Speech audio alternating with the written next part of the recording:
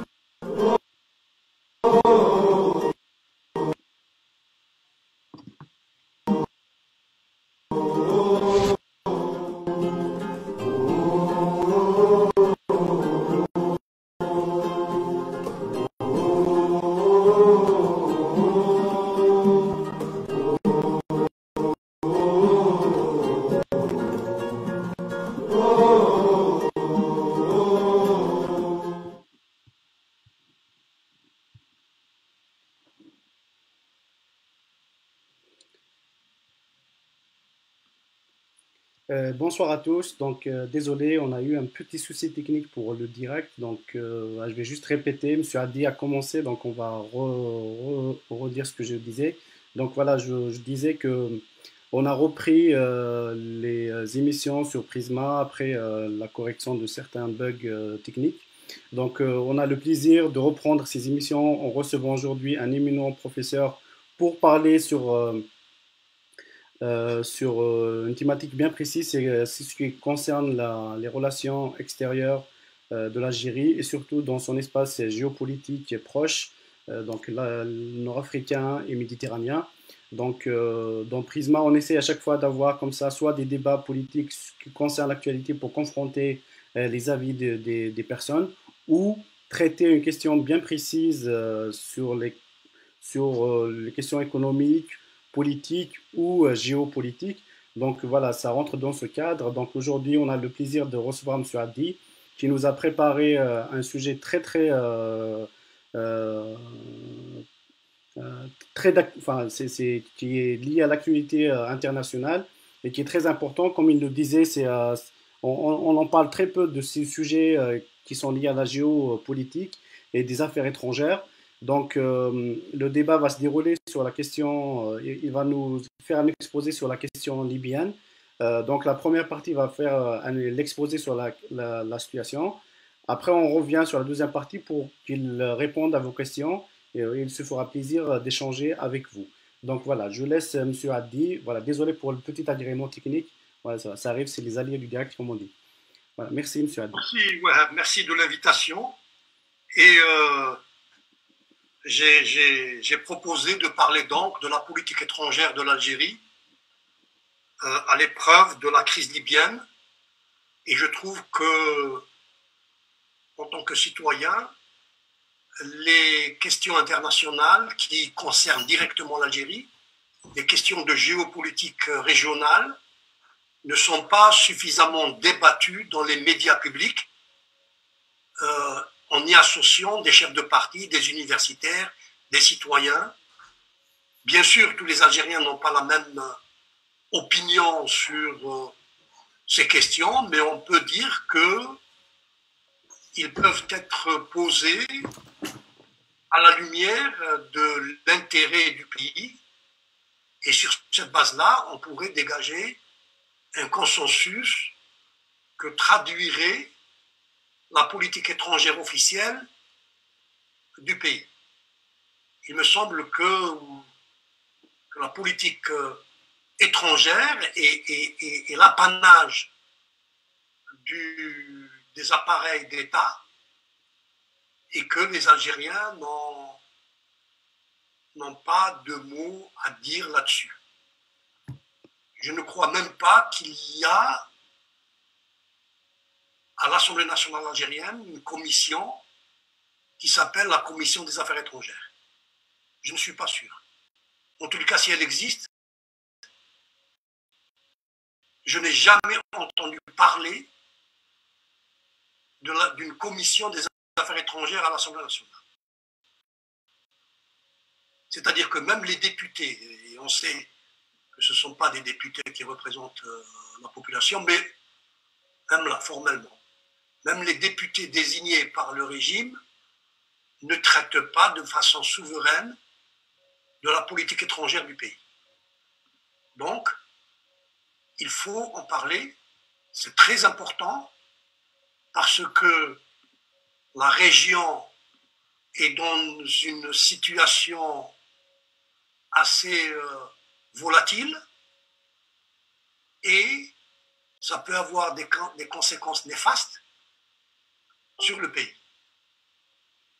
Donc je vais parler de la politique étrangère de l'Algérie de façon générale pour arriver à la question libyenne, mais auparavant je voudrais faire quelques remarques. Sur la scène mondiale, il y a à peu près 200 États-nations qui entretiennent des relations inamicales ou amicales, ou parfois même entrent en guerre. Et ce qui distingue la scène mondiale, c'est qu'il n'y a pas d'autorité centrale. Il y a l'ONU, certes, créée en 1944, mais l'ONU n'a pas le moyen de contraindre les pays, et surtout les 5 membres permanents du Conseil de sécurité, à ne pas faire la guerre lorsqu'ils le veulent. L'ONU ne peut pas contraindre les États-Unis ou la Russie ou la Chine de faire une guerre. Les autres membres de l'ONU n'ont pas le droit de faire la guerre. Et si une guerre éclate entre 2 États, l'ONU envoie des casques bleus pour ramener la paix, jusqu'à trouver une solution politique. Donc, heureusement, la guerre est interdite par l'ONU, mais elle est interdite pour la majorité des États, sauf pour les 5 puissances mondiales qui ont le droit de veto. Les États-Unis ont mené plusieurs guerres en violant le droit international et en violant les résolutions de l'ONU. Je dis cela pour montrer que, au niveau des relations internationales, c'est la jungle. C'est la loi du plus fort. C'est la loi du plus fort. Et donc, les États, pour se protéger, ils font des alliances. Parce que les États puissants ont cette volonté de dominer les autres. Alors, c'est pour cela que les États ont des armées. Il y a un seul État au monde, je crois, c'est le Costa Rica qui n'a pas d'armée, mais tous les États ont une armée. Mais ceci dit, un pays comme l'Algérie qui a une armée n'est pas attaqué, non pas parce qu'il a une armée, mais parce qu'on sait que si la France ou les États-Unis, c'est des exemples théoriques, attaquent l'Algérie, le prix que payera l'agresseur sera très élevé parce qu'une partie des Algériens entrera dans la guérilla. Ce qui s'est passé en Irak, les États-Unis sont partis de l'Irak après avoir subi 3000 morts parmi leurs soldats. Et donc les familles américaines ont exigé le retour des soldats et de terminer la guerre. Voyez-vous, mais ça c'est un cas limite. Et donc, les politiques étrangères des États ont pour objectif de protéger les intérêts des États. Et ces États, comme je le disais, ont des ennemis potentiels, je dis bien potentiels. Ce ne sont pas des ennemis, mais ce sont des États qui peuvent devenir des ennemis. Et donc, ils font des alliances, ou bien ils signent des accords bilatéraux pour assurer la paix. Parce que même si les États sont belliqueux, les peuples sont pacifiques. Les États-Unis dont j'ai parlé ont une tendance facile à déclarer la guerre à des pays, surtout du tiers-monde, et s'ils ne font pas plus de guerre, c'est parce que l'opinion publique américaine est contre la guerre. Lors de l'invasion de l'Irak par les États-Unis, il y a eu 400 000 manifestants américains à San Francisco en 2003. La guerre du Vietnam, ce sont en partie les manifestations des Américains, notamment des étudiants dans les campus américains, qui ont fait pression sur l'administration américaine pour arrêter. Ce que je veux dire, c'est que ça, c'est une donnée. Les peuples sont pacifiques, les États sont belliqueux. Voyez-vous? Et donc, la politique étrangère d'un pays se dessine pour défendre les intérêts de cet État. La politique étrangère de l'Algérie a commencé, disons formellement, avec l'indépendance. Et le régime né de l'indépendance avait une politique intérieure, avait une orientation idéologique, desquelles en découlait ou a découlé sa politique étrangère. Et la principale caractéristique de la politique étrangère de l'Algérie dans les années 60 et 70, c'était d'aider les peuples encore colonisés à acquérir l'indépendance, de s'opposer à la domination étrangère, notamment américaine ou occidentale, parce qu'il était estimé que cette domination était incompatible avec le développement économique local. Mais l'Algérie aussi était, même si elle avait de bonnes relations avec l'URSS, l'Algérie était hostile à la domination soviétique.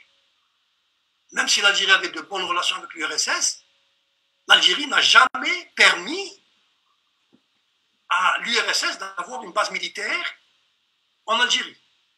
Les soviétiques avaient demandé à l'Algérie à l'époque la base de Merz el-Kébir, mais l'État, les autorités ont refusé. Ont refusé parce que l'Algérie ne voulait être alignée ni sur les États-Unis ni sur l'Union soviétique. Fidèle à cette théorie qui a été élaborée par les mouvements de libération nationale, dont le FLN, il y a eu la politique dite de non-alignement. Et l'Algérie était un pays phare de la politique de non-alignement qui disait, même si on a des rapports diplomatiques avec les États-Unis et même si on a des rapports amicaux avec l'URSS, eh bien, on ne s'aligne pas militairement et on ne donne pas des bases militaires sur notre sol. La politique étrangère de l'Algérie des années 60 et 70, qui a été élaborée par Boumedienne, était en cohérence avec sa politique intérieure. Il ne voulait pas de développement basé sur la propriété privée, il ne voulait pas de développement capitaliste, il ne voulait pas que les multinationales américaines et européennes prennent en coupe l'économie algérienne. Il était anticapitaliste occidental, donc il y avait une certaine méfiance de l'Occident. Et donc, sur cette base-là, il construisait ses alliances. Il construisait ses alliances avec l'Union soviétique chez qui l'Algérie achetait l'armement. Il construisait ses alliances avec l'Égypte, avec la Syrie, avec les pays africains, le Nigeria, le Sénégal, l'Afrique du Sud, du temps de l'apartheid, c'est-à-dire l'Afrique du Sud, l'ANC. Il ne faut pas oublier que Mandela est venu en Algérie alors que l'Algérie était encore combattée et il était venu dans des zones libérées dans les Aurès. Et donc l'Algérie a participé, a contribué à l'effondrement de l'apartheid dans l'Afrique du Sud. Voyez-vous? Et donc, il y avait une politique cohérente. Bien sûr, on va en parler. C'était dans un contexte géopolitique mondial qui était différent de celui d'aujourd'hui. Mais on va parler de ces changements. Et donc, Boumedienne considérait la monarchie marocaine, qui était soutenue par la France et par les États-Unis, par le continental, comme un ennemi potentiel, comme un danger. Mais pas le Maroc. Il ne faut pas oublier que Boumedienne était un nationaliste arabe. Et pour lui, il fallait libérer les peuples arabes de la domination coloniale, néocoloniale et impérialiste. Et il considérait les Marocains, le peuple marocain, comme soumis à la domination politique occidentale. C'est pour cela que lorsqu'il y a eu la question de la décolonisation du Sahara occidental, il a soutenu l'option de l'indépendance du Sahara occidental pour gêner le roi. Il pensait qu'en gênant le roi, eh bien, il favoriserait un coup d'État militaire au Maroc qui abolirait la monarchie et qui établirait une république dirigée par un colonel marocain comme lui. Ce que voulait Boumedienne, c'est une république marocaine calquée sur le modèle égyptien, le modèle syrien, le modèle algérien. Voyez-vous? Et donc, pour lui, le Maroc était l'allié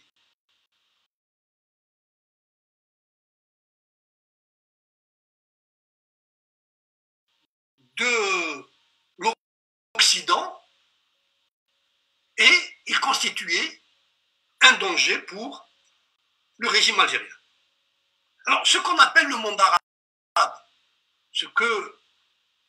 c'est ce vaste territoire géoculturel qui va de l'Irak au Maroc. Et cet espace géopolitique était divisé depuis les années 50 en deux types de régimes. Il y avait les monarchies,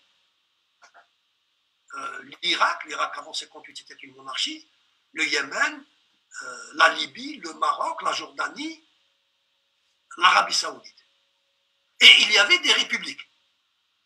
Les républiques depuis 52, l'Égypte, depuis 62, l'Algérie, la Syrie et l'Irak après 58.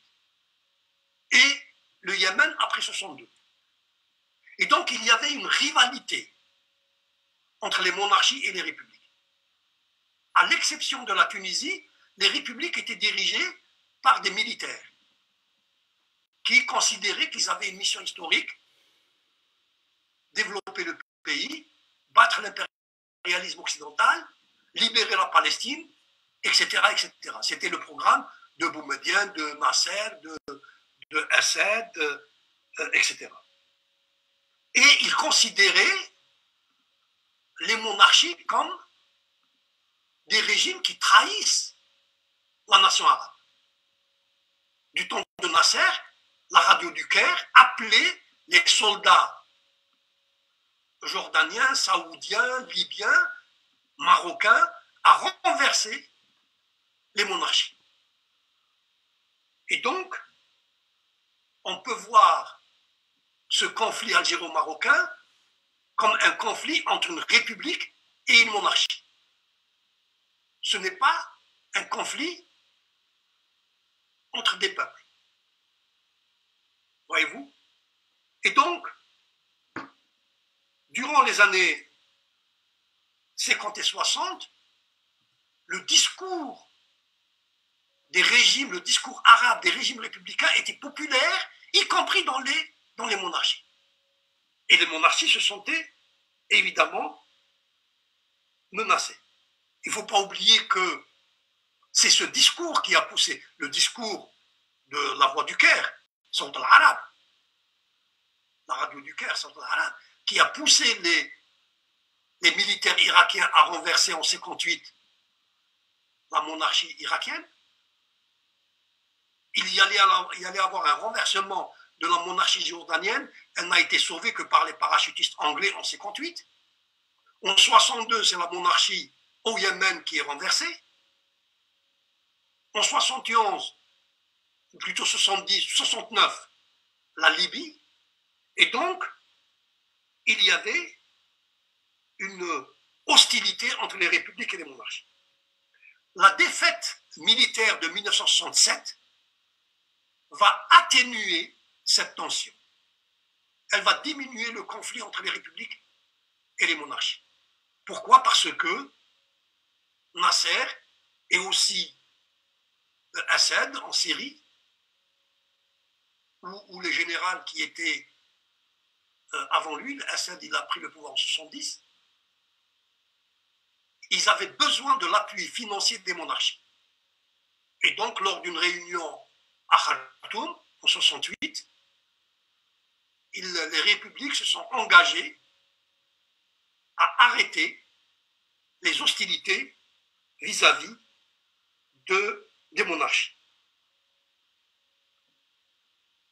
Et la situation va évoluer en défaveur, au détriment des républiques ou des régimes républicains. Parce qu'à partir des années 70, va monter la contestation islamiste. Et elle va devenir encore plus forte dans les années 80 et 90.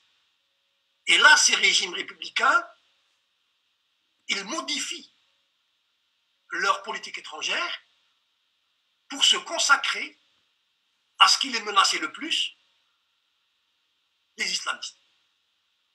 En 1979, le centre du discours anti-américain n'est plus Alger ou le Caire, mais Téhéran. Alger, le Caire, Damas, ils mettent un peu de l'eau dans leur vin ou dans leur ben ou je ne sais pas quoi. Ils modèrent. Ils sont sur la défensive. Et donc, leur politique étrangère, elle change. Et même l'Irak de Saddam Hussein change de politique étrangère, puisque c'est avec les armes de la France, les armes que fournit la France, que Saddam résiste à la guerre avec l'Iran. Voyez-vous? Et donc, à la fin des années, ou même au milieu des années 80 et à la fin des années 80, la scène arabe est complètement bouleversée. Et nous avons de nouvelles alliances. Il y a de nouvelles alliances qui se dessinent. L'Égypte était le bastion anti-américain de l'arabisme, est devenu un pays allié aux États-Unis. Voyez-vous,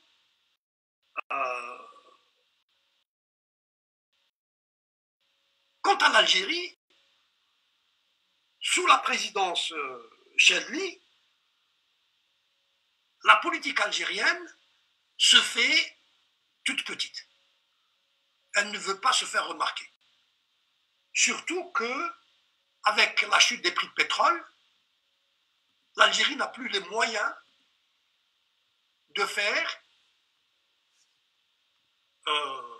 du lobbying auprès des grandes entreprises européennes ou américaines pour avoir des marchés publics.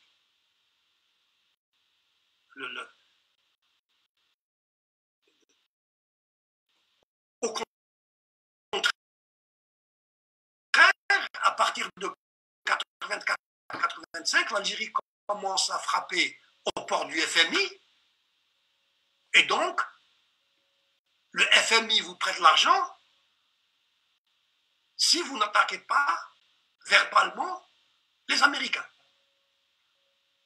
Et donc, la position de l'Algérie sur la scène internationale change. Parce que les données à l'intérieur ont changé, mais aussi les données géopolitiques ont changé. Surtout avec la vague néolibérale mondiale. La chute du mur de Berlin en 89.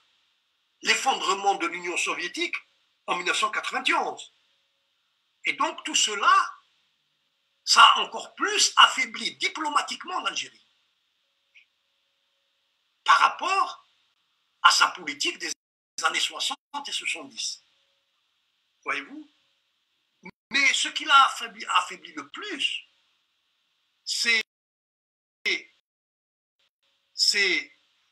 l'échec de son développement économique. L'Algérie n'était plus devenue un modèle. L'Algérie faisait rêver les pays du tiers-monde dans les années 60 et 70. Dans les années 80 et 90, elle ne fait plus rêver les pays du tiers-monde parce qu'elle a échoué. Le développement économique qu'avait promis le régime ne s'est pas réalisé. Et pire encore, les années 90 ont été terribles. Voyez-vous, de modèle révolutionnaire, l'Algérie était passée à un pays qui a annulé les élections par lesquelles une majorité de sa population a voté. Et donc, avec la décennie noire, avec les rapports rédigés et publiés par les ONG de droits humains, l'Algérie était accusée de violation des droits de l'homme. Voyez-vous? Et donc, l'Algérie n'avait plus les moyens d'une politique étrangère ambitieuse. Sa politique étrangère se limitait à justifier des décisions malheureuses et à défendre le régime.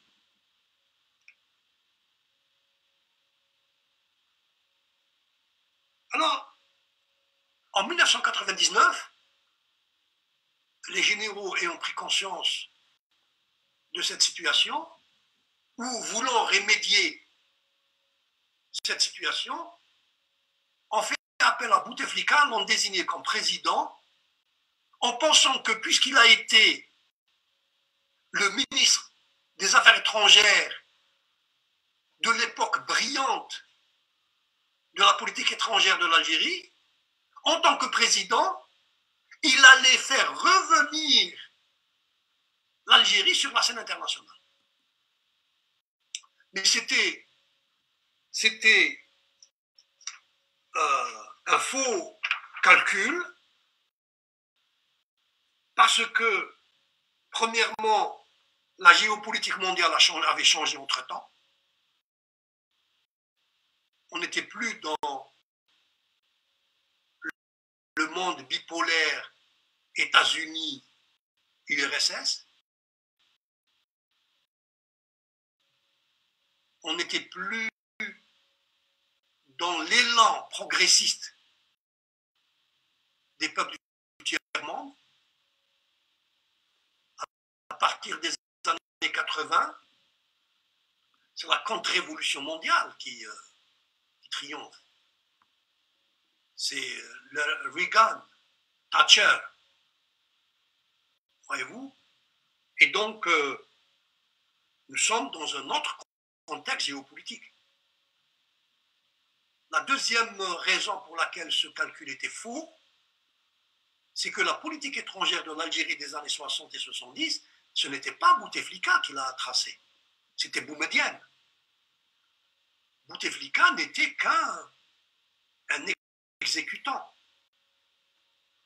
Et Bouteflika n'avait pas le charisme de Boumedienne et n'avait pas les convictions politiques de Boumedienne. Alors, je ne veux pas faire l'éloge de Boumedienne, je ne suis pas en train de faire l'éloge de Boumedienne. Certains Algériens continuent de l'admirer, d'autres l'admirent moins ou même lui son style, mais il faut reconnaître que Boumedienne avait un charisme que Bouteflika n'a pas. Boumedienne, il sait parler. Bouteflika ne sait pas parler. Lorsque Boumedienne recevait à Alger Fidel Castro, Che Guevara, Yasser Arafat et beaucoup de leaders du tiers-monde, des mouvements de libération nationale, Bouteflika, quand il a été intronisé président, je suis désolé de le dire, mais il a accueilli Catherine Deneuve, il a accueilli Gérard Depardieu. C'est pour vous dire la différence entre les deux hommes. Et donc les généraux avaient tout faux en désignant Bouteflika. Et ils le regrettent puisque le régime aujourd'hui est en difficulté avec le Hirak, c'est à cause de Bouteflika. C'est Bouteflika qui a affaibli le régime au point où il va changer. Le Hirak, il aura la peau du régime, c'est-à-dire le Hirak, il va arriver à imposer la transition démocratique. Tout ça pour dire que les généraux en 99, notamment Abdel Bokher, Tawfiq Madiane, etc., avaient fait un mauvais choix en désignant, en croyant que Bouteflika allait redonner à la politique étrangère de l'Algérie sa splendeur des années 60 et 70. Alors, pour résumer, à partir de la fin des années 80, l'Algérie n'avait plus de politique étrangère, ou sa politique étrangère se limitait à soutenir le droit des Sahraouis à l'autodétermination. La politique étrangère de l'Algérie se limite au soutien aux Polisario. Et sur d'autres questions, la voix de l'Algérie n'est pas audible, on ne l'entend pas. En 2010-2011, éclate ce qu'on appelle les révoltes du printemps arabe. Fort heureusement, l'Algérie à l'époque n'a pas été touchée, mais le régime montrait de l'embarras. Le régime était embarrassé. Et à l'exception de la Tunisie, les révoltes arabes ont été catastrophiques. Catastrophiques. En particulier en Syrie. La Syrie, c'est le joyau du monde arabe. La Syrie est détruite. Le Yémen est dans un état où il y a des milliers d'enfants qui courent le risque de la famine. La Libye, à côté. Et l'Algérie, on ne l'entend pas. Bien sûr, il y a des communiqués officiels où, excusez-moi, je vais parler comme on parle Fiwaran, le communiqué officiel est dit le shaitan ou tout voilà le communiqué officiel du ministère des Affaires étrangères. Voyez-vous, il faudrait que toutes les parties s'entendent. Voilà la politique étrangère de l'Algérie, la position de l'Algérie par rapport à la Syrie, par rapport au Yémen et par rapport à la Libye. Voyez-vous, alors que la Syrie est devenue le champ clos de rivalité de puissances régionales et même internationales, alors que la Syrie était quasiment détruite par les Turcs, les Iraniens, les Saoudiens, les Émiratis. Et évidemment, quand je dis cela, je ne défends pas du tout l'Assad. Le premier responsable de la destruction de la Syrie, c'est l'Assad. Au lieu d'accepter une transition pacifique, eh bien, il a réprimé. La contestation, elle s'est militarisée, ce qui a fait intervenir les Saoudiens, les Turcs, les Russes, les Iraniens, etc. Le premier responsable, c'est le régime syrien. Mais il n'empêche que les puissances régionales ne demandaient que cela. Et surtout les monarchies. Surtout les monarchies. Pourquoi les monarchies? Parce que les monarchies ont saisi l'occasion du printemps arabe pour se venger sur les républiques. L'Arabie saoudite et les Émirats se vengent sur les républiques. Elles ont détruit la Syrie, détruit le Yémen, ils détruisent la Libye. Et ils visent l'Algérie. Ils visent l'Algérie. C'est pour ça qu'il faut parler de cette question libyenne. Il faut en parler. Ils veulent, les monarchies, notamment l'Arabie saoudite et les Émirats, veulent installer en Syrie, en Libye et au Yémen des régimes satellites. Et s'ils arrivent à le faire réussir dans ces trois pays, ils se tourneront vers l'Algérie. Voyez-vous, ils veulent des régimes satellites et qui, évidemment, seront soumis à l'influence politique de l'Occident. L'Arabie saoudite, c'est le comment on dit, le broker, l'homme de main des Américains. Smasri, بالدرجة نعيطها سماسري. السعودية العربية السعودية سماسري تاع أمريكا في الناحية العربية. C'est les Américains, ils ont promis, les Saoudiens ont promis aux Américains de faire obéir tout le monde arabe à l'hégémonie occidentale. Voyez-vous? Et donc,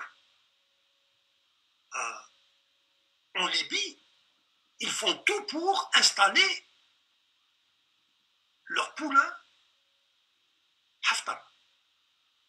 Haftar qui est un ancien militaire de Kadhafi et qui est passé aux États-Unis par une formation de la CIA et qui est revenu, soi-disant comme opposant libyen, opposant au régime de Kadhafi, et qui est aujourd'hui mis en scène.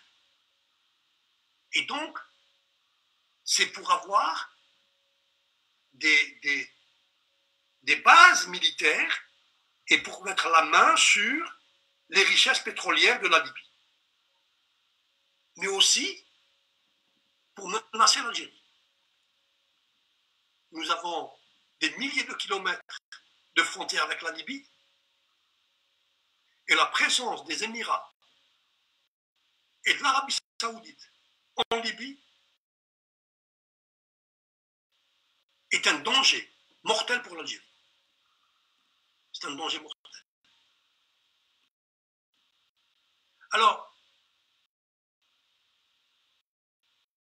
quelle est la rivalité entre les Libyens?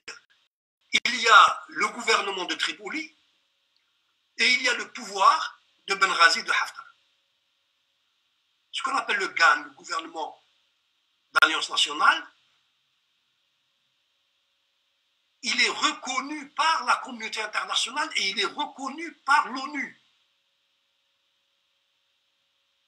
Et il est soutenu par les Turcs parce que les Turcs sont en rivalité avec l'Arabie saoudite dans toute la région du Moyen-Orient. Ils sont en rivalité. Il y a 3 puissances régionales qui sont en rivalité au Moyen-Orient, c'est l'Iran, la Turquie et l'Arabie saoudite. L'Arabie saoudite soutenue par les Émirats. Et ils défendent leurs intérêts. Ils défendent leurs intérêts. Aussi bien l'Iran que l'Arabie saoudite, que la Turquie.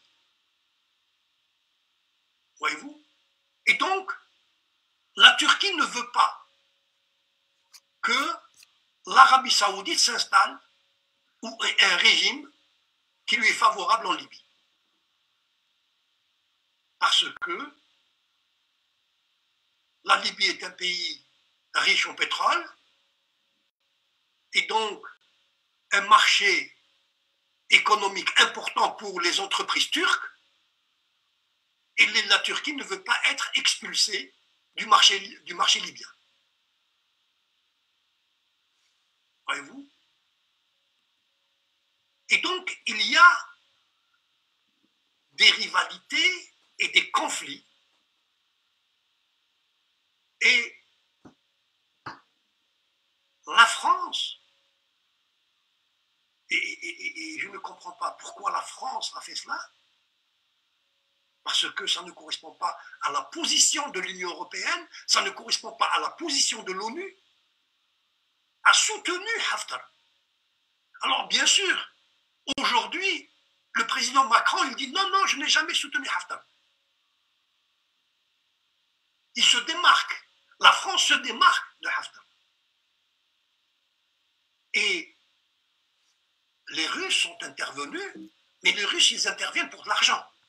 D'ailleurs, ce n'est même pas l'armée russe officielle qui combat avec Haftar, ce sont des mercenaires. Les Russes ont des mercenaires. Et c'est un contrat. Les Émirats payent des centaines de millions de dollars et les Russes, ils envoient des mercenaires. Poutine, c'est Machiavel. Poutine n'a aucun état d'âme. Si l'autre partie paye plus, les mercenaires de Poutine, ils se battront pour l'autre camp. Voyez-vous? Alors là, les Russes se retirent parce qu'ils ont eu des pertes énormes parmi les mercenaires. Et voyez-vous la complexité de la situation libyenne? Les Russes s'opposent aux Turcs en Libye. Alors que les Russes et les Turcs sont d'accord sur de nombreux autres points dans d'autres régions. Au point où la Turquie va acheter du matériel militaire russe, ce qui pose un problème à l'intérieur de l'OTAN, puisque la Turquie n'a que du matériel militaire américain ou occidental. Et donc, voyez-vous la complexité? Il ne faut pas oublier que la Turquie est membre de l'OTAN. La France est membre de l'OTAN. La France est avec la Russie, ou était avec la Russie, avec Haftar. La Turquie est avec euh,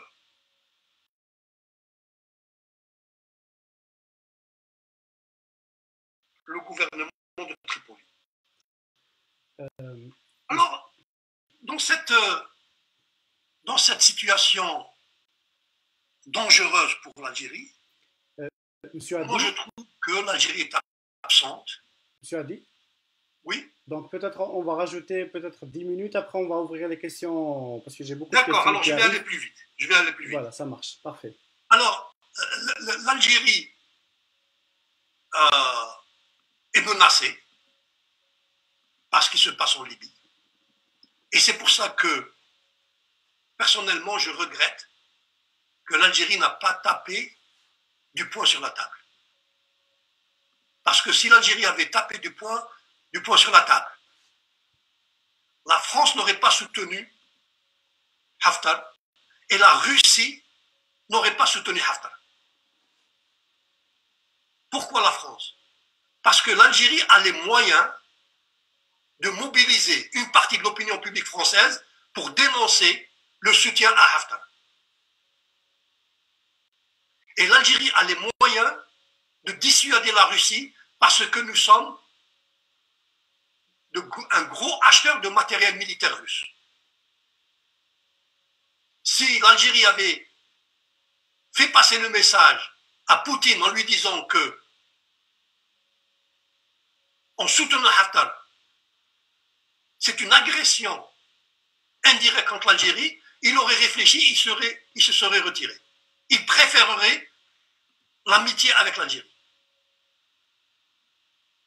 Et personnellement, je trouve que l'Algérie aurait dû soutenir financièrement, voire même militairement, le gouvernement légal de Tripoli que de le laisser entre les mains des Turcs. Pourquoi? La Turquie est un pays membre de l'OTAN.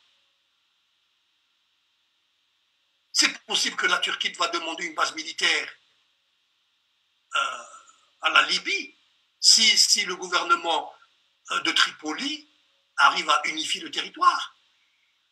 Ou dans le cas contraire, si le Haftar remporte la partie, il est possible que la Russie dispose d'une base militaire en Libye. Et dans ce cas-là, les États-Unis, ils vont demander à la Tunisie d'avoir une base militaire. Et l'Algérie aura à ses frontières une base militaire russe et une base militaire américaine. C'est dangereux. La Libye est une zone d'influence algérienne. Ce que la science politique appelle la zone d'influence. C'est un espace physique, géographique, où un ennemi potentiel ne s'implante pas. Quand je dis la Libye est une zone d'influence de l'Algérie, ça ne veut pas dire que l'Algérie a des revendications territoriales sur la Libye. L'Algérie n'a aucune revendication territoriale, ni à l'est, ni à l'ouest, ni au sud. La Libye ne veut pas l'Algérie ne veut pas qu'en territoire libyen s'implantent des ennemis potentiels qui sont susceptibles de porter atteinte à la sécurité nationale. Et c'est pour cela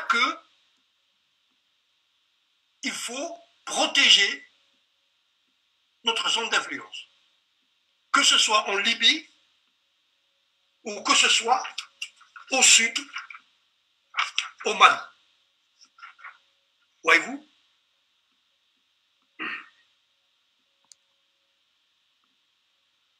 C'est pour cela qu'il fallait dissuader la Russie et demander à la France fermement de quitter la Libye. L'Algérie a le devoir de protéger l'Afrique du Nord. Ni base américaine, ni base russe, ni base française. L'Algérie a le devoir de protéger l'Afrique du Nord parce que c'est une puissance régionale, c'est le plus grand pays d'Afrique maintenant, c'est un pays pétrolier, C'est un pays qui a une jeunesse dynamique.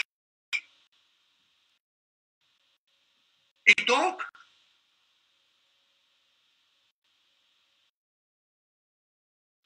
c'est un pays aussi qui bénéficie d'un très grand capital symbolique issu de la guerre de libération nationale. Et bien, je trouve que tous ces atouts ne sont pas utilisés pour défendre nos intérêts dans la région. Je rappelle, c'est juste un rappel, que Boumedienne avait envoyé des avions militaires pour empêcher que le Biafra au Nigeria, devienne indépendant. Les compagnies pétrolières américaines et occidentales voulaient dépecer le Nigeria et ériger dans une région où il y avait le pétrole, le Biafra, un État qui leur soit soumis. Il y a eu un élan de solidarité africaine auquel Boumedienne s'est rallié, s'est allié militairement pour refuser que le Nigeria soit dépecé. C'est la même chose en Libye. Il faut refuser que la Libye soit dépecée ou que la Libye tombe sous l'influence des Émirats et de l'Arabie Saoudite. Et la même chose au Mali. Il faut aider les Maliens à rétablir la paix, d'une manière ou d'une autre, pour que les militaires français quittent la région.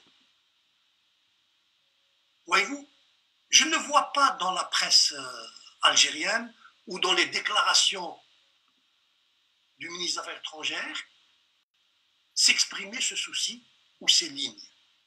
Et je dirais en conclusion que la politique étrangère de l'Algérie ne correspond pas à son poids politique dans la région et ne correspond pas à ses intérêts, aux intérêts du pays. Voilà, je vous remercie. Je suis désolé d'avoir dépassé mon temps de parole. Et non, maintenant, c'est à vous.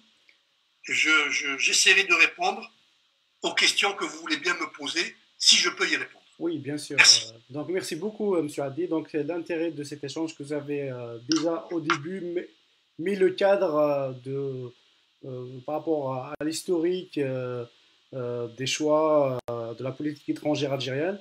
Donc, vous avez fait le topo pour voir l'évolution selon enfin, on va résumer ça au président qui était en exercice. Mais donc, on a vu qu'il y a eu une évolution et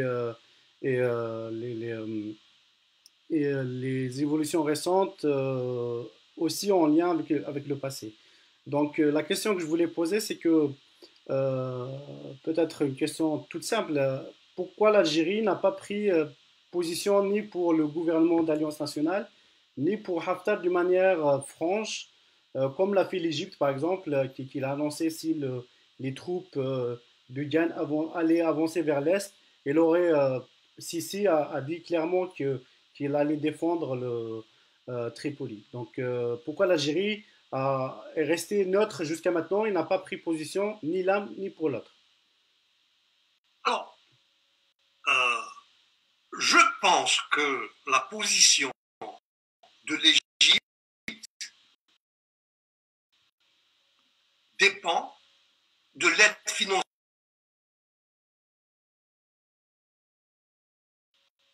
Une partie des officiers supérieurs égyptiens est payée par les États-Unis. Et donc les États-Unis couperaient les soldes. Voyez-vous? Maintenant, quant à l'Algérie, je crois que l'Algérie ne veut pas irriter les Émirats arabes et l'Arabie saoudite. Et ça, je trouve ça dommage. Je trouve ça dommage. Ce n'est pas dans notre psychologie politique, c'est des Algériens. L'Arabie saoudite et les Émirats ont une politique négative dans la région. Alors pourquoi ils ne veulent pas irriter les, les Saoudiens et les Émiratis, peut-être parce que les Saoudiens et les Émiratis ont investi un certain nombre de milliards dans des infrastructures en Algérie. Peut-être. Mais en tous les cas,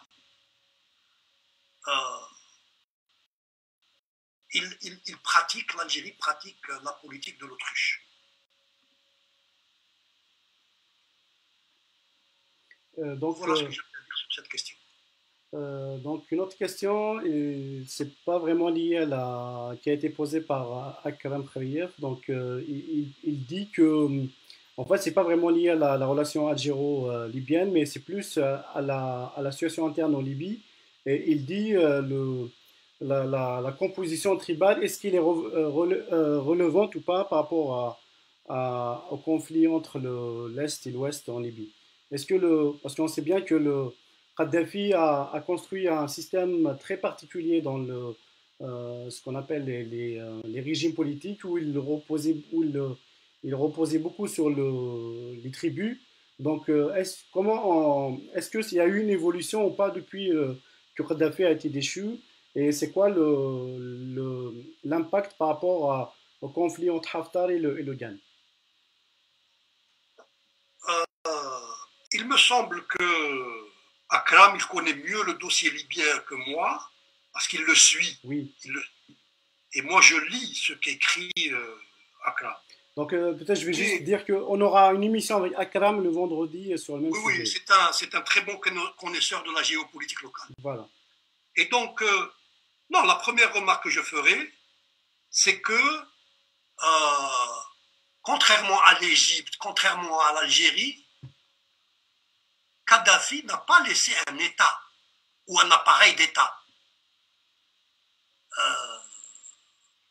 Je ne crois pas, je peux me tromper, mais je ne crois pas que l'Algérie connaîtrait ce qu'a connu la Libye ou la Syrie. La Syrie, c'est parce qu'il y a le tissu social syrien n'est pas homogène comme le tissu social algérien.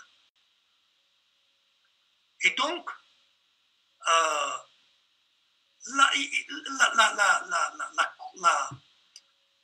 l'armée de Kadhafi n'était pas unie par une conscience nationale. C'était beaucoup plus une fidélité à Kadhafi, au leader, que une conscience nationale qui unirait, qui serait la garante de l'unité nationale.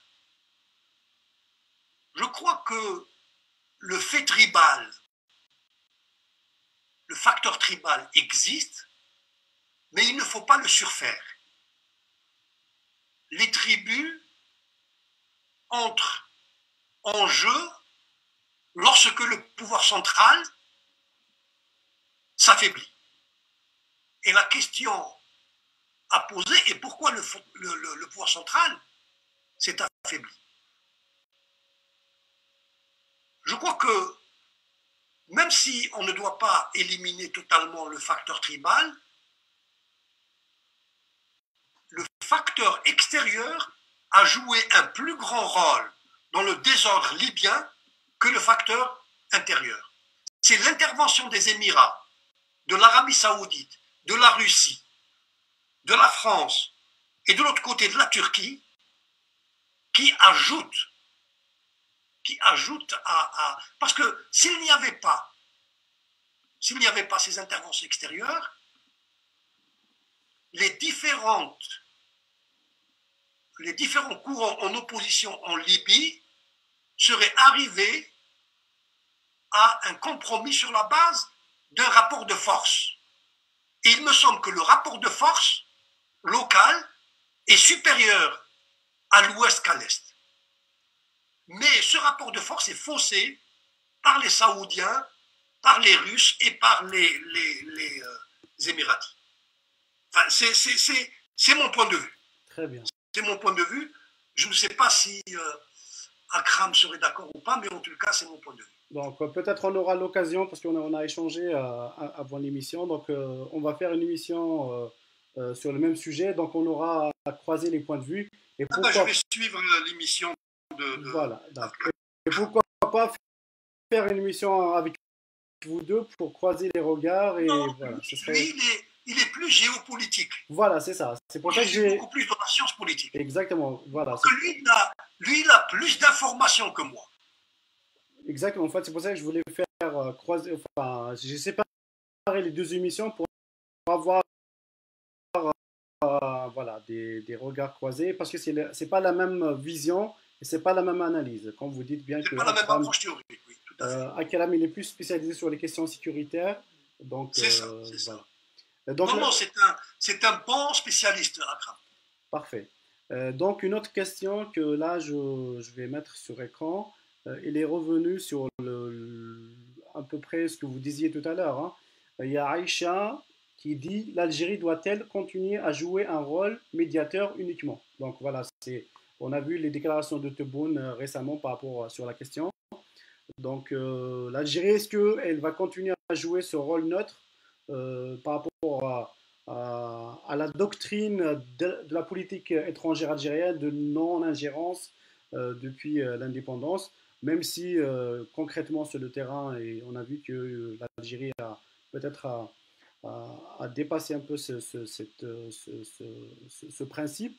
Donc, comment vous analysez voilà, par rapport à cette question de neutralité?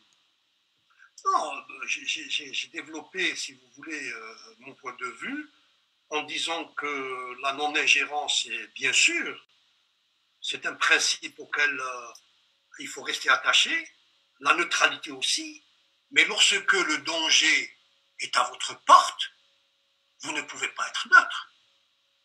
Le danger, c'est pour ça que j'ai développé cette notion de zone d'influence.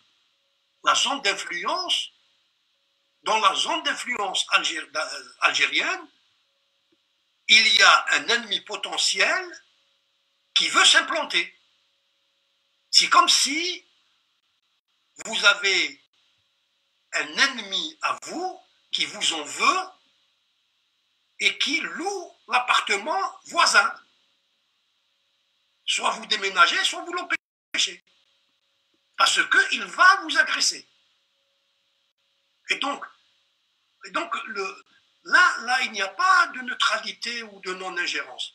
Bien sûr, la non-ingérence, lorsqu'il y aura un État libyen que les Libyens voudront, il ne faudrait pas s'ingérer dans leurs affaires. Bien sûr, il ne faut pas s'ingérer dans les affaires, mais quand il y a un danger, ou bien quand il y a des Libyens, une partie des Libyens qui sont agressés, qui sont en danger, il faut les aider. Il faut les aider. Ce que j'ai dit avec la politique, c'est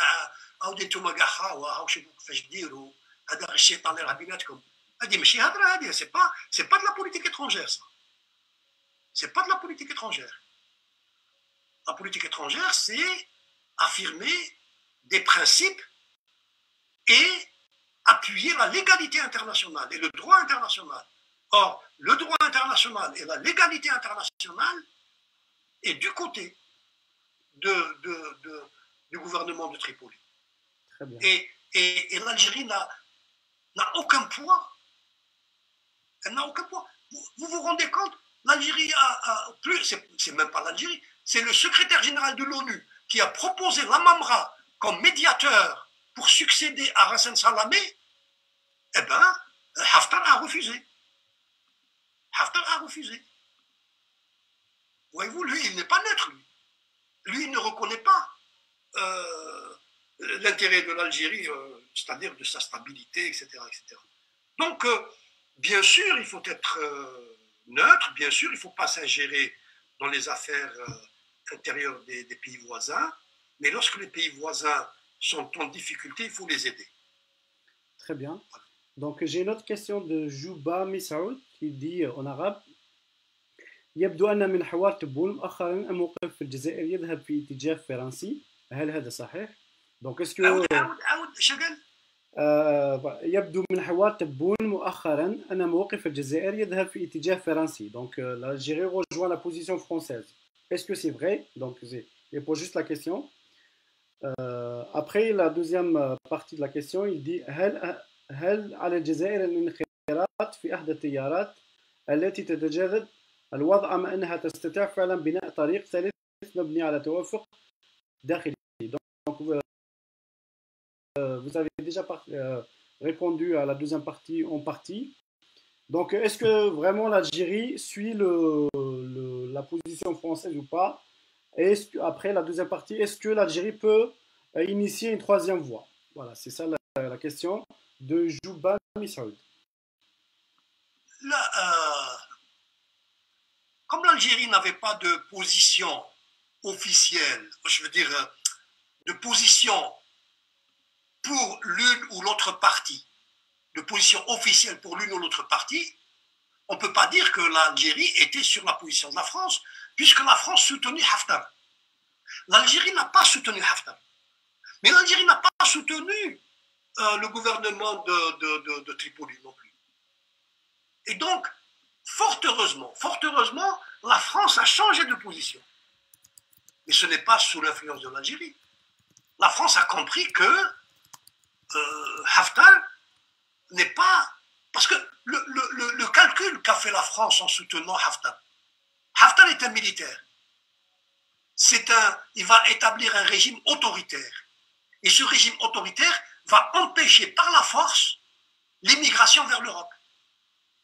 C'est ça le calcul de la France.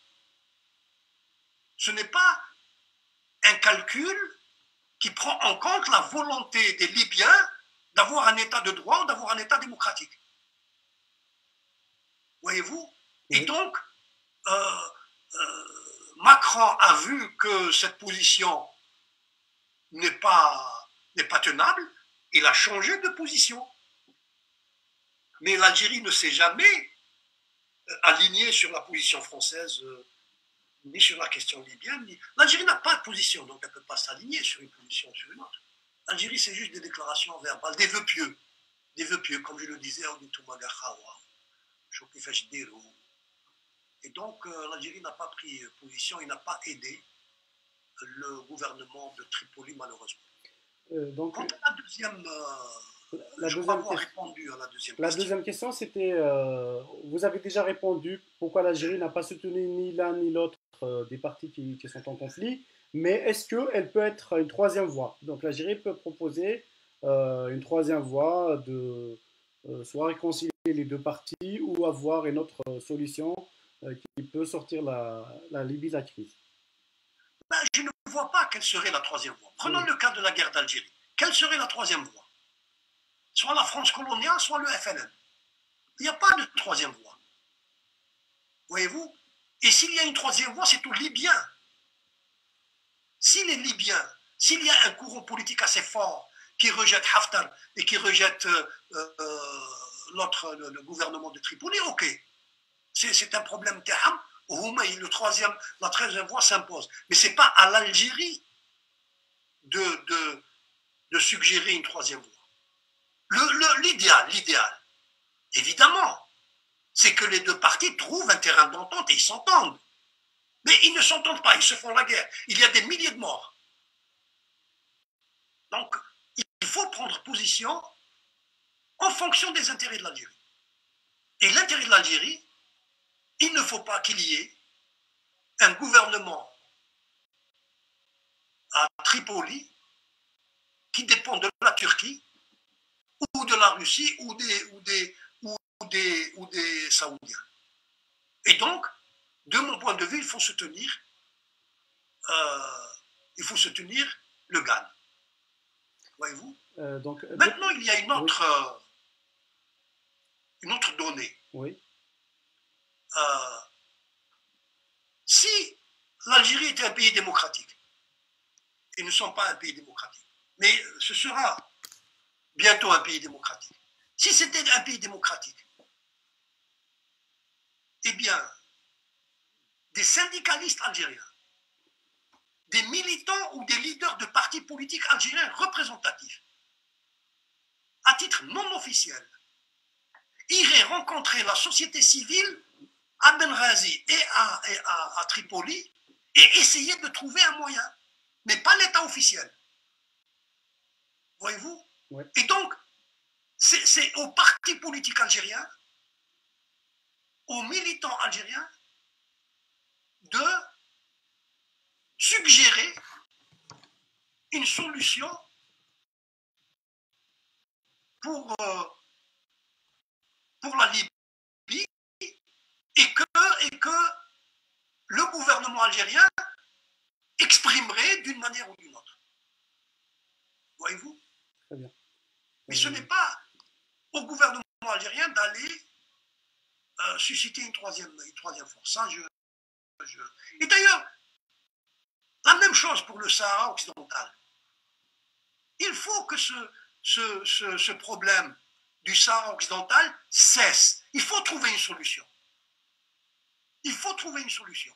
Si nous avions une démocratie en Algérie, mais s'il y avait aussi une démocratie au Maroc, parce que le Maroc aussi n'est pas une démocratie, c'est un régime autoritaire, eh bien, des discussions entre des parlementaires, entre des militants, entre des syndicalistes, entre des associations marocaines, algériennes et même sahraouies, pour discuter pendant 6 mois, 1 an, 2 ans, pour trouver un terrain d'entente. Parce qu'il faut bien que ce problème soit résolu un jour. Vous vous rendez compte? C'est quand même 80 millions ou 90 millions d'habitants de Maghrébins qui refusent de se parler et qui refusent de s'échanger des biens économiques. C'est quand même, ça fait près de 40 ans que cette histoire dure. Et ça peut durer quoi, un siècle? Il faut trouver une solution. Alors moi, je n'ai pas la solution pour le Sahara occidental. Mais il faut trouver une solution entre Sahraouis, Marocains et Algériens. Et il ne faut pas dire, comme j'ai entendu Tebboune répondre au journaliste de France 24, et lui dit avec le Maroc, nous n'avons aucun problème. Mais non, nous avons un problème avec le Maroc. Nous soutenons le Polisario, parce que le Maroc, il a pris Manu Militari, le Sahara occidental. C'est un problème. Pourquoi il dit nous n'avons aucun problème? Et ensuite il dit c'est le Maroc qui a un problème avec nous. Ou c'est le Maroc qui pose problème. En tous les cas, son discours est incohérent. Non, d'abord, il ne faut pas que cette question soit en Algérie table. On n'en parle pas. Peut-être, M. Adé, on peut faire une émission spéciale sur cette question du Sahara. Il faut faire une émission, oui, parce que... il faut inviter là aussi des gens spécialistes de la question. Très bien, parce que c'est cette question du Sahara, elle empoisonne toute la construction. Elle bloque l'avenir de 80 millions, 90 millions de Maghrébins. Exactement. Vous vous rendez compte ce que le marché marocain représente pour des entreprises algériennes et inversement? En fait, pour cette question, les spécialistes qui ont fait des études par rapport à ça, on dit que la non-ouverture des frontières algéro-marocaines nous fait perdre annuellement 2 points de croissance pour les 2 pays. Hein. Donc, c'est énorme. C'est énorme. Donc, mais certainement. Ouais. Mais des entreprises publiques algériennes et privées peuvent écouler leurs produits au Maroc et inversement. Exactement. Hein. Mais vous vous rendez compte? Enfin, donc, si on revient au sujet, moi j'ai une question par rapport à la concurrence Arabie Saoudite, Turquie.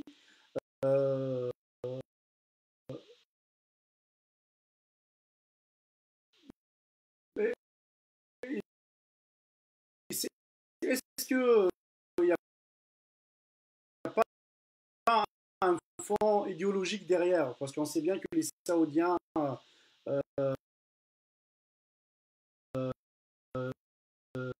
sont en guerre contre les frères musulmans et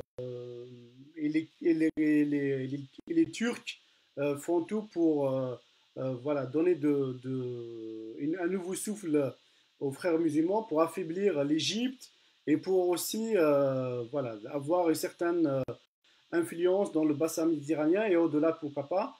Donc, est-ce que c'est juste un positionnement géostratégique ou l'arrière-fond idéologique a aussi une importance dans cette guerre ou cette guerre, parce que là en Syrie c'est une vraie guerre et en Libye c'est une vraie guerre aussi. Donc, il est où l'arrière-fond idéologique dans cette concurrence entre la Turquie et l'Arabie Saoudite, même si on sait que le Qatar soutient les Turcs, mais bon, après, le Qatar, ça reste toujours un petit, c'est pas un petit pays qui veut exister, mais voilà, l'essentiel, sont les Saoudiens donc, qui font la politique dans la région.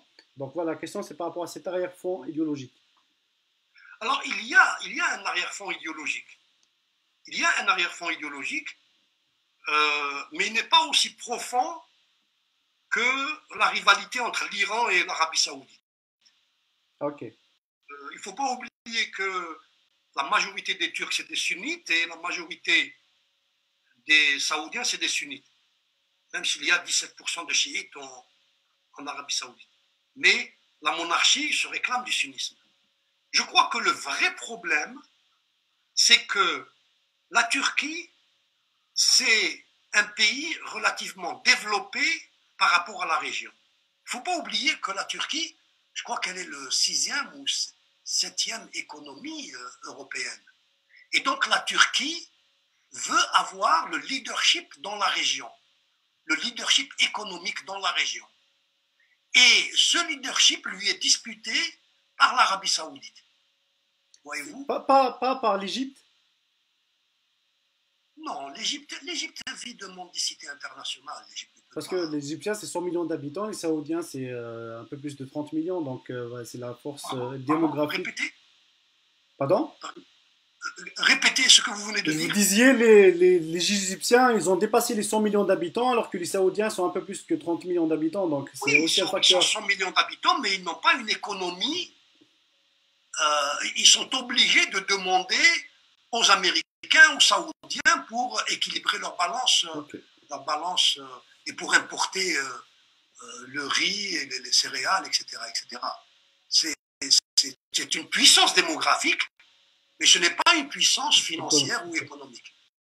Et donc, le, la Turquie est une plus grande puissance économique. Et donc, la Turquie veut avoir le leadership dans la région. Et d'ailleurs, elle est aussi en concurrence avec l'Iran. Mais le fossé est moins grand avec l'Iran qu'avec l'Arabie saoudite. Et donc, si vous voulez, euh, c'est de là que provient les Saoudiens ne veulent pas que il y ait ce qu'on appelle le néo-ottomanisme revenir. Il ne faut pas oublier qu'il y avait deux régions qui échappaient à l'Empire ottoman dans le monde arabe, c'est le Maroc et la péninsule arabique. Voyez-vous? Même si l'Empire ottoman avait des ports, mais l'intérieur du pays lui échappait. Et donc, les Saoudiens, ils ne veulent pas se plier face à ce néo-ottomanisme qui veut exercer une influence dans la région. Voilà, je crois vous avoir répondu. Oui, donc j'ai plus, c'est pas vraiment des questions, mais c'est plus des commentaires par rapport Allez-y. à ce que vous disiez. Donc voilà, les gens pensent que l'Égypte c'est une puissance militaire, mais pas économique. Donc est-ce que vous avez des questions directement, comme ça c'est voilà, mais pas des commentaires par rapport à ce que disait M. Hadi, pour qu'il puisse répondre directement.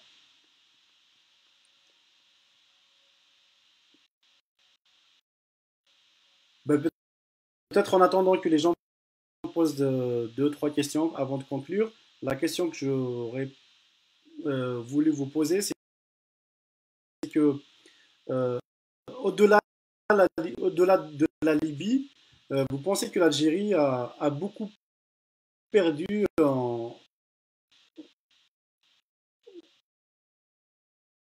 par rapport à son, à son, à son- à sa zone d'influence, comme vous le disiez tout à l'heure, immédiate. Donc, on a vu avec le conflit avec le Maroc qui nous empêche de, de construire cette union nord-africaine ou maghrébine, comme chacun comme il veut l'appeler, où on a vu avec la Libye, l'Algérie ne joue pas le rôle nécessaire. Dans la Méditerranée, tous les projets pour faire de la coopération Euromède n'ont pas abouti politiquement, ça reste que des annonces. Le projet 5+5 n'a jamais abouti. Le projet de Sarkozy de Euromède n'a jamais abouti. L'Algérie a du mal à se lancer dans l'Afrique économiquement. Donc, comment vous voyez l'Algérie dans sa vraie zone d'influence limitrophe qui n'arrive pas à avoir son poids politique, diplomatique et au-delà économique par rapport à sa zone d'influence géostratégique, géopolitique. Alors la faiblesse de l'Algérie, ou bien de l'État algérien, c'est que les impulsions de l'État viennent de l'administration et non pas de la société. Voyez-vous, le régime algérien, c'est un régime qui est dirigé par des civils qui sont désignés par des militaires. Et ces civils n'ont pas d'autorité politique. Ils ont une autorité administrative. Et donc, ils n'ont pas la, la créativité pour mettre en place une politique intérieure, et ils n'ont pas aussi la créativité pour mettre en place une politique extérieure. Ils attendent des orientations d'en haut. Ils attendent des orientations d'en haut, et donc d'en haut, c'est-à-dire la présidence, sur instruction du commandement militaire. C'est pour ça que l'Algérie n'a pas une politique étrangère dynamique. Okay. C'est parce que cette politique étrangère n'est pas nourrie par les demandes des partis, par les pressions de la société civile. Okay. Il n'y a pas de discussion à l'Assemblée nationale sur ces questions. Il n'y a pas de discussion dans les partis. Nous n'avons pas à l'université de thèse sur le rôle géopolitique de l'Algérie dans la région. Nous n'avons pas de département dynamique de relations internationales. Et on n'a pas de think tank aussi, même. On n'a pas de think tank qui réfléchissent. Oui, think tank, etc. Ouais. Parce que c'est un État administratif. C'est un État administratif. C'est pour cela que le Hirak, il veut mettre fin à cet État administratif et faire irriguer l'État dans toutes ses composantes, que ce soit composantes économiques, culturelles, politiques étrangères, etc., par du sang neuf, par des idées neuves, par un personnel neuf, mais un personnel aussi qui est sanctionné électoralement. Voyez-vous? Très bien. Si je suis, je prends le cas, si un Algérien est élu comme à l'Assemblée nationale, il dirige la majorité parlementaire et il est Premier ministre, eh bien, les militants de son parti, ils vont lui poser des questions sur la politique étrangère qu'il mène. Et ils vont lui demander des comptes. Il dit oui, non, mais cette politique étrangère, notre parti n'est pas d'accord. Et donc, dans les partis, il y a des commissions d'affaires étrangères. Donc, toute cette infrastructure infra-institutionnelle n'existe pas en Algérie. Il n'y a pas que les think tanks, il y a aussi les partis. Et c'est pour ça que la politique étrangère a flétri, la politique économique a flétri, la culture a flétri, l'université est en train de survivre. voyez-vous. C'est parce que nous avons une administration qui étouffe les potentialités de l'État. Donc, dit autrement, donc, l'absence de démocratie implique automatiquement le non-dynamisme de la politique étrangère du pays. Donc, tout à fait. Et vous savez, il y a une seule exception à cette règle. Cette règle, c'est une règle générale. Oui. Il y a une seule exception à cette règle, mais on vous dira l'exception confirme la règle, c'est la Chine. Oui, c'est toujours. C'est la Chine. Après, et la Chine a une politique étrangère agressive parce que c'est une puissance économique et financière. Exactement. Après, la situation chinoise et le régime chinois, il est plus dans l'utilitarisme que dans l'idéologie ou dans... Donc, enfin, dans la valeur marchande. La valeur marchande, voilà, exactement. Donc là, j'ai une question de Salah qui dit est-ce que l'Algérie va accepter un régime islamiste en Libye si Sarraj est considéré comme... enfin, c'est pas, c'est la question peut-être. Non, je ne crois pas que Sarraj soit islamiste. Mais c'est pas parce que il y a des islamistes qui sont d'ailleurs, qui ne sont pas majoritaires, qui soutiennent Sarraj que le gouvernement de Tripoli serait islamiste. Non. Ça, c'est une question à laisser aux Libyens. Ce n'est pas aux Algériens de dire pour quel courant politique vous allez. Et puis, de toute façon, c'est le même problème qui se pose en Algérie. Les islamistes ne sont plus hégémoniques dans la scène musulmane et dans la scène politique. Ils ne sont plus hégémoniques. Les jeunes générations ne sont pas, elles sont pas hostiles aux islamistes, mais elles ne sont pas sur les slogans Alihan Mout, Alihan Hya. Non. Nous sommes ce que les spécialistes de l'islamisme appellent le post-islamisme. Vous savez, c'est un gouvernement islamiste qui est au Maroc. C'est un gouvernement islamiste. C'est un gouvernement quasi-islamiste qui est en Tunisie. Voyez-vous? Mais ce sont des gouvernements post-islamistes. Vous savez que le parti de Rannouchi, Nahda, il a voté la loi sur l'égalité de l'héritage homme-femme au Parlement.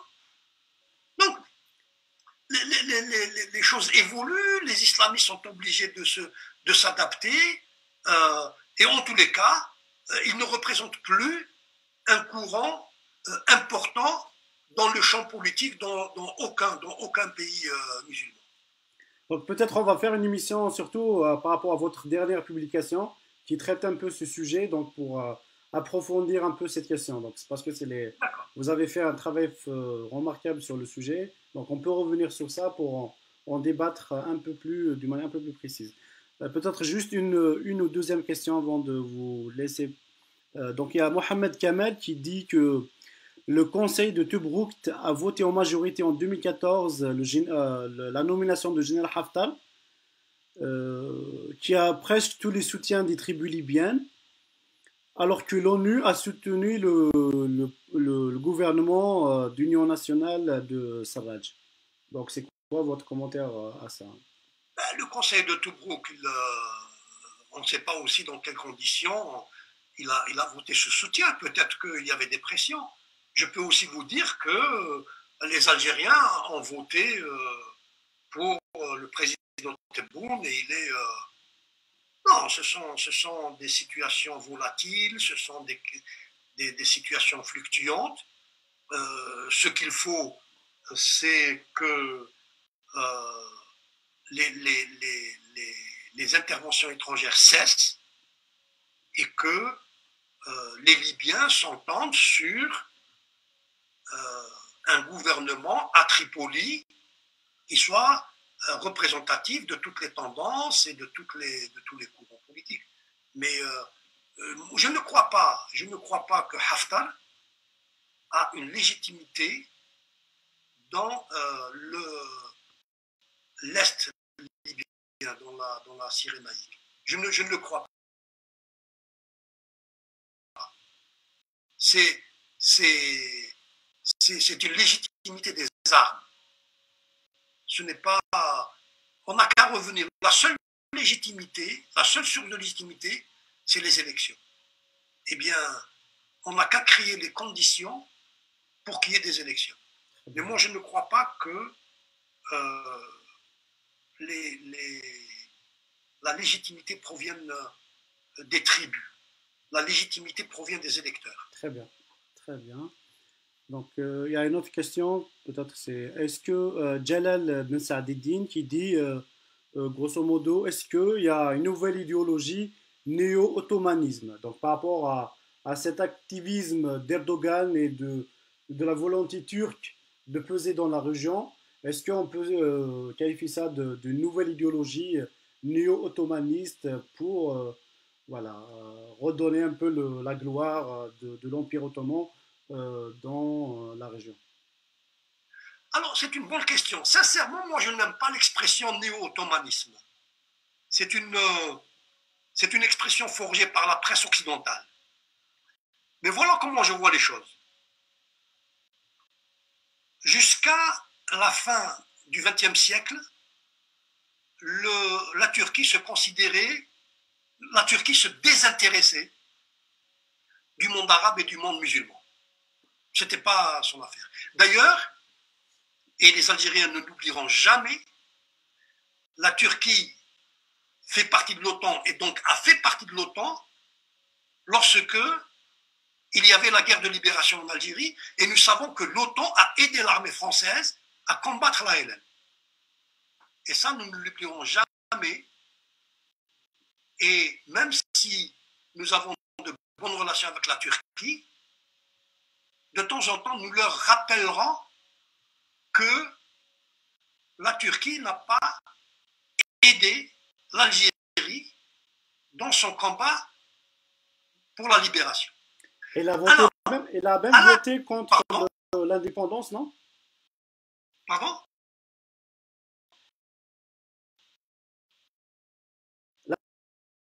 La Turquie a même voté contre l'indépendance algérienne en... Mais c'était un pays de l'OTAN. Oui. C'était un pays de l'OTAN. Oui. Alors, depuis la fin du siècle dernier, du XXe siècle, l'opinion publique turque est en train ou a pris conscience de son appartenance, non pas au monde arabe, mais au monde musulman. Et donc, ils s'en rapprochent. Et comme c'est une économie qui est beaucoup plus développée que n'importe quel pays arabe, ils veulent utiliser cette carte pour jouer un rôle hégémonique sur le plan économique dans la région. C'est ce que les Européens appellent le néo-ottomanisme. C'est-à-dire que les entreprises turques viendraient s'installer, prendre des contrats dans la construction ou dans d'autres activités industrielles, au détriment des entreprises européennes, en Algérie, en Libye, en Liban, et en Irak, etc. Et donc, les Turcs, ils jouent cette carte. Ils jouent cette carte, nous sommes musulmans, nous sommes proches des préoccupations des pays arabes, donc nous devons avoir des relations privilégiées. Moi, je pense que cette question-là doit être posée pour nous sous le critère de notre intérêt. Quel est notre intérêt? Si notre intérêt est de faire du commerce avec une entreprise, telle entreprise turque, on le fait. Mais si notre intérêt est de faire le commerce avec une entreprise italienne, on fait avec l'entreprise italienne. Il ne faut pas rentrer dans ces considérations. Comme je l'ai dit, les États n'ont pas d'amis, les États ont des intérêts. La Turquie est en train de défendre ses intérêts. Eh bien, à nous de défendre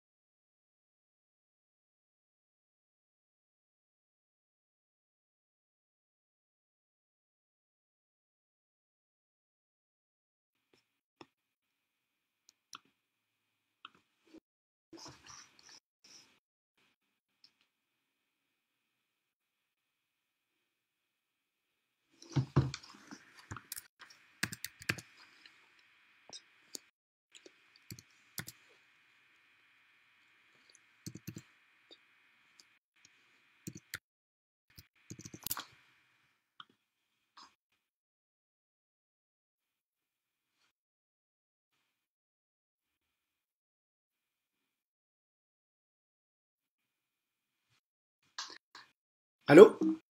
Oui, je crois qu'il vaut mieux conclure, il y a eu des problèmes. Oui, Je ne c'est sais un pas problème. si on m'a entendu. Oui, on vous a entendu jusqu'à la réponse. D'accord, ah bah, il vaut mieux conclure. Bon, bah, écoutez, je vous remercie. Ok, attends, je vous laisse conclure. D'accord. Très bien, attends. Hop. Après, de toute façon, je vais faire le montage pour corriger le bug et de toute façon, il y aura pas de problème. Vas-y, monsieur Addi, vous pouvez conclure. Bon, ben, écoutez, je vous remercie. Moi, j'ai été très content de cette séance et j'espère que ce genre de débat se multiplie parmi les jeunes, puisque maintenant la technologie permet de contourner le monopole de l'État sur les médias et pour donc échanger, enrichir le débat et surtout, bien sûr, donner la parole aux citoyens, mais il faut aussi inviter des spécialistes qui apportent des informations qui éclaireront le débat. Voilà, je suis très content d'avoir participé à cette émission et je vous remercie et bon courage. Ouais. Merci beaucoup, monsieur Addi. Donc, voilà, on s'excuse pour le petit bug. Donc, voilà, Non, non, ne vous inquiétez pas. voilà. Donc, comme le disait monsieur Addi, voilà, la technologie maintenant nous permet Ah oui, oui, oui, c'est d'accéder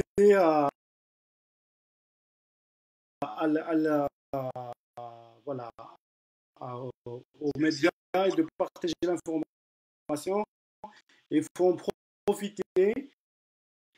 Donc c'est pour ça qu'il est venu cette idée de créer cette web TV, même si voilà, avec des petits moyens, mais l'important c'est de partager le savoir, débattre aussi, parce que c'est très important de débattre, même si on peut avoir des avis différents, c'est important aussi. bien sûr. Je vous remercie beaucoup, Monsieur Adi, pour avoir répondu à notre invitation, même s'il y a le décalage horaire entre la France, l'Algérie et les États-Unis. C'était juste un plaisir de vous avoir écouté. Donc, on a appris beaucoup de choses. C'est juste une première. Et comme je l'ai déjà annoncé, on va revenir sur d'autres thématiques avec vous.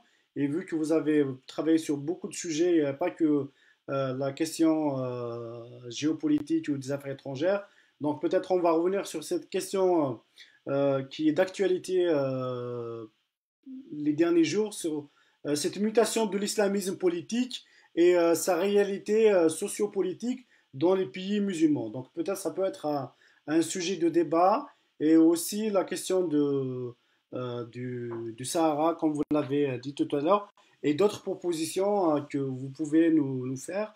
Et donc, on sera toujours un plaisir de vous avoir et de partager avec les gens qui nous écoutent voilà, ces échanges et c'est le but voilà, de cet échange. Merci, ouais, merci. Merci, M. Allez, Abdi. bon courage. Et Merci à bonsoir. vous. Bonne soirée à tous.